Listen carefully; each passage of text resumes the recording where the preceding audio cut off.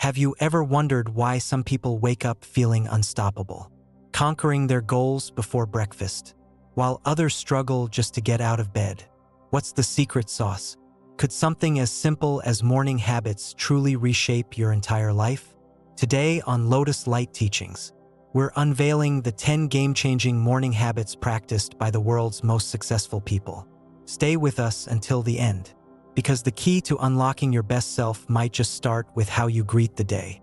The morning sun peeks through your curtains. The faint chirping of birds replaces the stillness of the night, and a new day stretches out before you like an open canvas. For some, this moment is magical, a fresh beginning, a chance to reset, refocus, and recharge. For others, it's daunting, a struggle to peel themselves away from the comfort of their beds. But what if I told you this simple stretch of time, the morning, holds the power to transform your life? Not just the day ahead, but your goals, your mindset, and even your happiness. The difference lies not in the clock but in choice. How you decide to start your morning can ripple into everything else. When Oprah Winfrey speaks about her morning ritual, she doesn't just describe actions. She talks about intention. She begins her day not by rushing but by grounding herself. Before the chaos of phone notifications, emails, or obligations begins, she sits in stillness, reflecting on what she's grateful for. For her, this isn't just a practice, it's a lifeline, a way to anchor herself to what truly matters. Imagine starting each day with gratitude, appreciating the warmth of your bed, the opportunity to breathe, or the people you love. How different would your mornings feel if you began them this way? Steve Jobs approached mornings with a question that shaped his legacy. If today were the last day of my life, would I be happy with what I'm about to do? Asking yourself this forces clarity, pushes you to align your actions with your purpose. It's easy to let mornings slip into autopilot, hitting snooze, scrolling through social media, but what if instead you used them to ask yourself questions that truly matter? One of the most underrated secrets of a powerful morning lies in its quiet. Picture yourself stepping outside as the sun rises, a soft breeze brushing against your face, the world still and unhurried. This is the perfect time to harness the energy of nature. Many successful people take advantage of this peace, not just to soak in the beauty of the moment but to fuel their bodies. Simple morning sunlight provides a dose of vitamin D, which lifts your mood and sharpens your focus. But more than that, stepping outside connects you to something larger than yourself. It's a reminder that the world moves forward every day, and you can, too. For those who meditate, the morning becomes sacred. Take Bill Gates, for example. The man who revolutionized technology starts his mornings not in front of a screen but with mindfulness. 10 minutes of meditation, he says, clears his mind and prepares him to make better decisions. Meditation isn't about perfection, it's about presence. It trains your brain to focus on what's important and let go of distractions. If someone as busy as Gates can carve out time for stillness, why can't we? Discipline is the backbone of every great morning, and Kobe Bryant embodied this better than almost anyone. While my competitors are sleeping, I'm working, he once said. His mornings were not leisurely but deliberate, filled with sweat and repetition. He wasn't just chasing basketball glory, he was proving that consistency, even in the face of exhaustion, pays off. You may not be chasing an NBA championship, but think of the power in applying this mindset to your mornings. What would it look like to commit to a routine, even when it's hard? Discipline doesn't mean grand gestures. It means waking up 10 minutes earlier to journal or setting your clothes out the night before so you're not rushed. It's these small acts of preparation that build confidence and momentum. Over time, they become habits, and those habits become the foundation of your success. Speaking of habits, consider the act of visualizing your goals. Olympic athletes do it. Entrepreneurs like Elon Musk do it. They sit down and imagine their success in vivid detail, how it looks, how it feels, and what it will take to achieve it. Why? Because your mind doesn't just passively react to the world. It shapes it. When you visualize your goals in the morning, you're setting a roadmap for your brain. You're telling yourself, "This is where I'm going today." Oprah combines this visualization with journaling. Another powerful morning practice, writing down your dreams, your thoughts, or even just what you're grateful for helps to organize your mind. It's a way to quiet the noise and focus on what truly matters. Many people resist journaling, thinking it's only for writers or artists. But the truth is, it's for anyone who wants clarity. Then there's the matter of movement. Whether it's a full workout or a simple stretch, moving your body in the morning isn't just good for your health, it's transformative for your mind. Think about athletes who warm up before a game. They're not just preparing their muscles, they're preparing their mindset. Movement wakes you up, releases endorphins, and builds confidence. Even something as simple as a brisk walk can be a game changer. The key isn't what you do, but that you do something. As the morning unfolds, your energy is at its peak. This is the golden time for focus. Use it to tackle the tasks that matter most. Many people make the mistake of diving into emails or mindlessly scrolling through social media, but successful individuals guard their mornings. They use them for deep work, creative thinking, or personal growth. If you've ever struggled to finish a project or found yourself procrastinating, try shifting your hardest tasks to the morning. You'll be amazed at how much more productive and clear-headed you feel. But what happens when mornings go wrong? It's inevitable. Alarms are missed, stress takes over, or the day begins with an unexpected crisis. The secret is not in avoiding these moments, but in how you recover from them. Start by reminding yourself that every day is a fresh start. The beauty of mornings is their repeatability. If today didn't go as planned, there's always tomorrow. The goal isn't perfection, it's progress. By now, you might be wondering, does any of this really matter? Can morning habits truly change a life? Consider this. The most successful people in the world don't rely on luck or talent alone. They build systems, routines, and habits that set them up for success, and it almost always starts in the morning. It's not about doing what everyone else does, but finding what works for you. Maybe your morning includes meditation, gratitude, and movement, or maybe it's about spending 20 minutes reading or journaling. The key is to design a routine that feels right for you, then commit to it. At the heart of all these practices is the idea of choice. Every morning, you're given the chance to choose. Will you let the day control you, or will you take control of the day?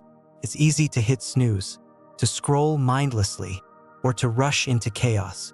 But it's also easy, with a little intention, to choose something better. The secret isn't in waking up early or following someone else's routine. It's in deciding to make your mornings meaningful. The question now is, what will your mornings look like?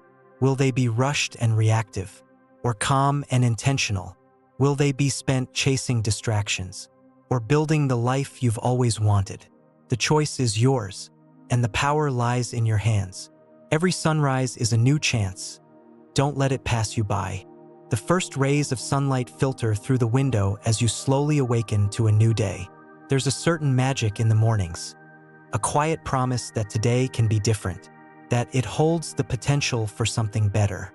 For years, I took this time for granted, letting the rush of alarms and schedules dictate my every move. But everything changed when I began to reclaim my mornings, crafting rituals that not only shaped my day but elevated my mood and transformed my outlook on life. It started with something simple, opening the window. There's a peculiar joy in letting the fresh morning air fill your lungs, a reminder of the world's ever-renewing energy. For just 5 minutes each morning, I would stand there, feeling the warmth of the sunlight on my skin and the coolness of the breeze against my face. Sometimes, I'd pair this moment with a song that made my heart swell, a favorite track that felt like a soundtrack to hope. The difference this made was startling. The heaviness of the previous day's worries seemed to dissolve, replaced by a lightness I hadn't felt in years. Could something as simple as fresh air and music really alter my mood? It seemed almost too easy, yet undeniably effective. In the mornings that followed, I began exploring other ways to set the tone for my day. Meditation came next. I'll admit, at first, I felt ridiculous sitting still with my eyes closed while the world buzzed around me. But then I read about Ray Dalio, the billionaire investor who credits meditation for his ability to make clear, calm decisions in high-pressure situations. If meditation could help him navigate the chaos of global markets, surely it could help me deal with my morning stress. And it did. Just 10 minutes of focusing on my breath created a surprising sense of clarity. My mind, once clouded by the noise of endless to-do lists, now felt lighter. Problems that once seemed overwhelming became manageable. Each morning became an opportunity to reset and refocus, a small but powerful act of self-care. Another ritual that quickly became indispensable was movement. The idea of exercising in the morning used to feel impossible. After all, mornings were for snoozing, not sweating. But I remembered something Kobe Bryant once said: "While my competitors are sleeping, I'm working." I wasn't chasing NBA glory, but I did want to feel more alive and energized. So I started small, just 5 minutes of stretching, then a quick walk around the block. Soon, those 5 minutes turned into 10, then 15. I found myself craving that time to wake up my body and, in turn, my spirit. The endorphins kicked in, my mood lifted, and suddenly, the day ahead seemed full of possibility. Then came a surprising addition to my routine: a morning shower. Most people reserve showers for the end of the day, but I discovered that a quick rinse in the morning could do wonders for my mood. Inspired by Tony Robbins, who starts each day with a plunge into cold water, I tried ending my showers with a burst of coolness. At first, it was shocking, almost unbearable, but soon, I noticed a strange exhilaration afterward, like my body had been jolted awake. The sluggishness of sleep evaporated, replaced by a sharpness that carried me through the day. As I refined my mornings, I realized that what I put into my body was just as important as what I did with it. For years, I had skipped breakfast, grabbing coffee as a quick fix for my grogginess. But I began experimenting with simple, balanced meals: whole grain toast, a handful of berries, and a boiled egg. The change was immediate. No longer did I feel the mid-morning crashes that had plagued me before. My energy felt steady, my mind clearer. It was as though I'd given my body the fuel it had been begging for all along. One of the smallest yet most impactful additions to my mornings came in the form of a warm glass of lemon water. It seemed almost silly at first, just water with a splash of citrus. But that ritual of starting the day with something warm and nourishing set a tone of intentionality. It wasn't just about hydration. It was about reminding myself to care for my body in even the smallest ways. Over time, it became a symbol of self-respect, a daily affirmation that my health mattered. As my mornings transformed, so did my mind. Reading became a cornerstone of my routine. 10 or 15 minutes with a book that inspired me or challenged me to think differently. Bill Gates once said that reading was his superpower, and I began to understand why. A few pages each morning didn't just teach me something new. It made me feel connected to something greater. It was like feeding my brain a nutritious breakfast, giving it the tools it needed to navigate the day with curiosity and creativity. But perhaps the most profound change came when I started writing. Each morning, I'd grab a notebook and jot down 3 things I was grateful for, followed by 3 goals for the day. Gratitude shifted my focus from what was missing in my life to what was abundant. And writing down my goals gave me a sense of purpose, a roadmap for the hours ahead. I felt grounded, intentional, and empowered. What surprised me most about these changes wasn't just how they improved my mornings. It was how they rippled into the rest of my life. With a clearer mind, a lighter mood, and a stronger sense of purpose, I found myself approaching challenges with a newfound resilience.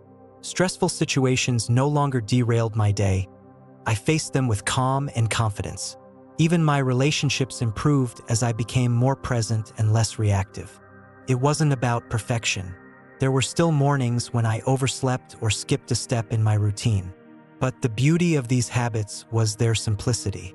They were always there, waiting for me to return, no matter how chaotic life became. Looking back, It's hard to believe how much my life has changed from something as seemingly mundane as a morning routine. But that's the power of small, consistent actions. They build on each other, creating momentum that carries you forward. Every morning is a chance to start fresh, to choose positivity, and to set the tone for the day ahead. So, as the sun rises tomorrow, I encourage you to pause, open your window, take a deep breath, feel the warmth of the light on your skin. Maybe you'll try meditating or sipping lemon water. Maybe you'll pick up a book or go for a walk. Whatever you choose, remember that these moments aren't just about starting the day. They're about shaping your life, one morning at a time, and that's a transformation worth waking up for. It was 4 a.m., the world still wrapped in darkness, and the gym echoed with the rhythmic sound of a basketball hitting the floor. Kobe Bryant was already there, drenched in sweat, perfecting his moves while most of his competitors were still asleep. It wasn't talent alone that made him legendary. It was his relentless discipline. He once said, "I work while others rest." A mantra that not only propelled him to the top of the NBA, but also made him a symbol of extraordinary commitment and focus. Discipline, contrary to popular belief, isn't an innate gift reserved for the select few. It's a skill, a habit, one that can be cultivated through intentional effort. Kobe's story resonates because it's not about superhuman abilities, but about a mindset, a refusal to let comfort dictate his life. It's easy to admire his dedication and assume it's beyond reach for ordinary people. But the truth is, discipline begins with small, deliberate choices, not grand leaps. When I first began exploring the concept of discipline, I was nowhere near a basketball court or a gym. My struggle was far more mundane, sticking to a writing schedule. As someone who loved the idea of being creative but often found myself procrastinating, I would let distractions take over: social media, email, or even tidying up the house. Writing, the thing I claimed to be most passionate about, became something I avoided because it felt hard. That was until I stumbled upon Kobe's philosophy. His unwavering dedication to showing up, even when it was inconvenient or exhausting, was a wake-up call. I started small. Instead of waiting for inspiration, I set a timer for 30 minutes every morning and sat down to write. No matter what, at first, felt awkward and forced, but over time, those 30 minutes turned into an hour. And then two. The words didn't always flow, but the act of sitting down became a ritual, one that slowly rewired my mind. What I learned was that discipline wasn't about always feeling motivated. It was about showing up, especially when I didn't feel like it. There's a story about Jerry Seinfeld, the comedian, that reinforces this idea. When asked how he became such a prolific writer, Seinfeld revealed his "don't break the chain" method. Each day he wrote a new joke. He marked an X on his calendar. His only goal was not to break the streak. It didn't matter if the jokes were good or bad. What mattered was consistency. That simple visual reminder, seeing the chain of X's grow, was enough to keep him disciplined. It's a testament to the power of building momentum through small actions. Discipline isn't just about professional achievements. It permeates every area of life. Take health. For example, I once met a friend who had completely transformed her fitness journey, not through drastic diets or intense workouts, but through disciplined habits. Every evening, she'd prepare her meals for the next day. It wasn't glamorous, but it worked. She showed up for her workouts even when she didn't feel like it. She reminded me that discipline isn't about perfection. It's about persistence. It's about making the choice to align your actions with your goals. Over and over again. One of the biggest challenges with discipline is the misconception that it's a form of punishment. We associate it with sacrifice and deprivation, when in reality, discipline is an act of self-respect. It's choosing long-term growth over short-term gratification. When Kobe woke up at 4 a.m. to practice, he wasn't depriving himself of sleep. He was investing in his future. When I commit to writing every morning, I'm not denying myself leisure time. I'm honoring my aspirations. This shift in perspective, from seeing discipline as a chore to viewing it as a form of self-love, changes everything. But what about the days when it's hard? Because those days inevitably come. I remember one particular morning when the alarm went off at 5:30 a.m., and I stared at it with dread. The idea of getting out of bed to write felt impossible. My mind came up with every excuse. You're too tired. You deserve a break. One day won't make a difference. In that moment, I thought of Kobe. I thought of all the mornings he probably had those same thoughts but chose to push through anyway. And so I got up, not because I felt like it, but because I knew I would regret it if I didn't. Discipline doesn't mean being perfect. It means being resilient. It means forgiving yourself when you slip up and recommitting the next day. Some of the most disciplined people I know are also the kindest to themselves. They don't dwell on mistakes. They learn from them and keep moving forward. This balance, holding yourself accountable while offering grace, is what makes discipline sustainable. Another powerful tool for building discipline is having a clear why. Kobe's why was his drive to be the best basketball player he could be. My why is to tell stories that inspire and connect.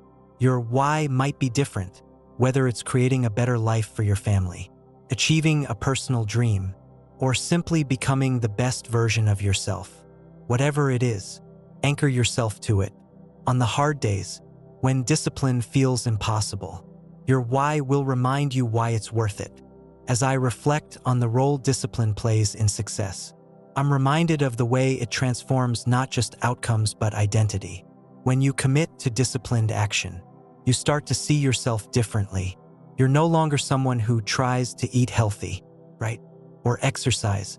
You become someone who does those things. It's a shift from wishing to becoming, and it's one of the most empowering transformations you can experience. Kobe's story isn't just about basketball. It's about what's possible when you show up for yourself every day. It's about the quiet power of discipline to shape not only your skills but your character. Whether you're an athlete, an artist, or someone simply trying to live a more fulfilling life, the principles remain the same. Success isn't a single moment or achievement. It's the result of countless mornings spent practicing when no one's watching. Discipline, at its core, is a choice. It's the decision to prioritize growth over comfort, purpose over procrastination. It's not always easy, but it's always worth it. So the next time you're faced with the choice to hit snooze, skip a workout, or put off a task, remember this: every small act of discipline builds a stronger, more capable you, and that is a legacy worth creating. The first time I realized the power of discipline, I was sitting across from a mentor who had a calm yet commanding presence. He leaned forward, smiled, and said something I'll never forget. Discipline isn't about forcing yourself to do hard things. It's about building a bridge between where you are and where you want to be. Every step is a choice, and those choices create your life. At the time, I was skeptical. Discipline seemed rigid, almost suffocating, but his words planted a seed that would eventually reshape how I viewed success, freedom, and fulfillment. That seed grew into an understanding of 5 essential steps for building self-discipline, each a building block for creating a life that aligns with your dreams. These steps aren't abstract ideas but practical shifts in mindset and behavior, tested in the lives of everyone from world-class athletes to everyday individuals striving for personal growth. Sacrifice is the foundation. It sounds harsh, doesn't it? But sacrifice isn't about suffering. It's about prioritizing what matters most. I remember a friend, Sarah, who wanted to run her first marathon. She was never a morning person, but her busy schedule left her no choice. If she wanted to train, it had to be before sunrise. First, waking up at 5 a.m. felt impossible. Her bed was warm, her dreams were sweet, and her body screamed for more sleep. But she reminded herself why she was doing it. The image of crossing the finish line, arms raised in triumph, pulled her out of bed each morning. She sacrificed the comfort of extra sleep for the joy of achieving a lifelong goal. Over time, the sacrifice didn't feel like a loss. It became a trade, a few hours of rest for the confidence and pride that came with following through on her commitment. Watching her finish that marathon taught me that sacrifice isn't about giving up. It's about trading something fleeting for something lasting. Commitment is what keeps you moving forward. But here's the thing, commitment isn't about asking, "Should I do this?" It's about asking, "How will I do this?" That shift changes everything. When I decided to write a book, the idea was thrilling but also overwhelming. Should I really attempt this? What if I failed? Those questions kept me stuck until I replaced them with one word: how. How could I write every day? How could I structure my time to make this happen? How could I keep going even when it felt hard? I started small, committing to 300 words a day. It wasn't much, but it was enough to build momentum. Days turned into weeks, and weeks into chapters. Each time I sat down to write, I wasn't asking myself whether I felt like it. I was focused on how I could make it easier to begin. Commitment doesn't mean you're never doubtful or tired. It means you find ways to keep showing up. No matter what, focus is where the real magic happens. In a world filled with distractions, notifications, endless scrolling, and competing priorities, focus is a superpower. I learned this the hard way during a critical project at work. My mind felt like a spinning top, constantly pulled in 100 directions. Deadlines loomed, but I wasn't making progress. Then I heard a piece of advice that changed everything. If you chase two rabbits, you'll catch neither. I started by identifying my main goal and cutting out anything that didn't serve it. For 1 week, I turned off my phone during work hours and committed to blocking time for uninterrupted focus. The results were immediate. What had felt overwhelming suddenly became manageable. By eliminating distractions, I could dive deep into my work and finish tasks in half the time. Focus isn't just about productivity. It's about honoring your time and energy by directing it toward what truly matters. Belief in the future is what sustains discipline when the road gets tough. There's a story about a farmer who plants a bamboo seed. For years, the seed shows no signs of growth. It's easy to give up, to think the seed was a failure. But beneath the surface, the roots are spreading, creating a strong foundation. When the bamboo finally sprouts, it grows almost overnight, reaching incredible heights. Discipline is like that bamboo seed. You might not see immediate results, but every effort strengthens the roots of your future. A personal turning point came during my journey to improve my health. The first few weeks of eating clean and exercising felt grueling. The scale didn't move. My body still felt sluggish, and I wondered if all the effort was worth it. But I held on to the belief that consistency would pay off. Slowly, my energy increased, my clothes fit better, and I realized the changes weren't just physical, they were mental. That belief in future results kept me going when progress felt invisible. Action is where discipline transforms from intention to reality. Too often, we get stuck in the planning phase, waiting for the perfect moment or feeling. But the truth is, action doesn't require perfection, it requires a start. I'll never forget a conversation with a colleague who was paralyzed by the idea of starting her own business. She had the vision, the skills, and the passion, but she was waiting for the right time. Months passed, and nothing changed. Then one day, she decided to take one small step, creating a basic website. That single action sparked a chain reaction. Clients found her, her confidence grew, and within a year, she was running her business full-time. Action doesn't have to be grand. It can be sending an email, making a phone call, or writing the first line of a book. What matters is momentum. The smallest step forward can ignite a sense of progress that fuels even bigger steps. Every action you take reinforces your identity as someone who follows through. What ties these 5 steps together is the idea that discipline isn't about being perfect. It's about being intentional. Sacrifice teaches you to prioritize what truly matters. Commitment helps you shift your mindset from if to how. Focus clears the noise and sharpens your efforts. Belief keeps you grounded when results take time. And action transforms dreams into reality. One step at a time. As I reflect on the role these steps have played in my own life, I'm reminded of a phrase my mentor often repeated: discipline is the bridge between goals and achievement. Each choice, each effort, Each moment of persistence builds that bridge. It's not always easy, but it's always worth it. The question isn't whether discipline will change your life. It's whether you're ready to take the first step. Because on the other side of that bridge is the person you're meant to become.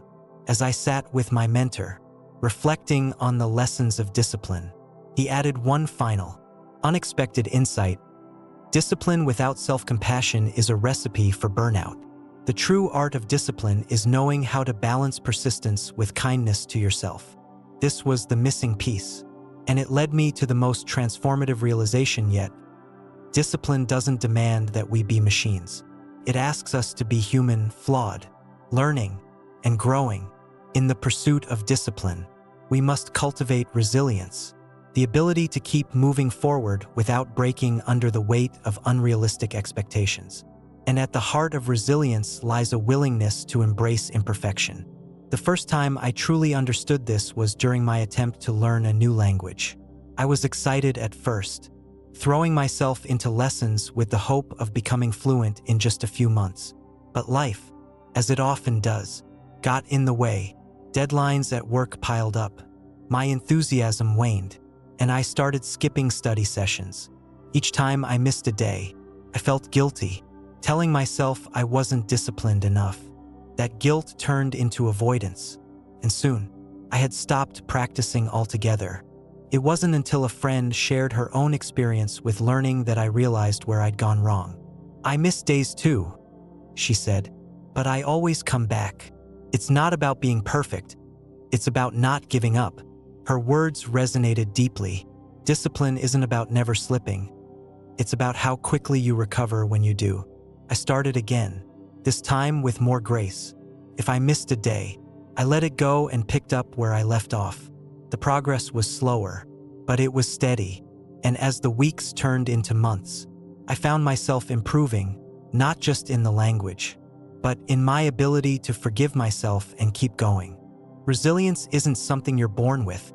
It's something you build, one step at a time. Think of it like a muscle. Each time you face a setback and choose to move forward, you're strengthening your capacity to endure.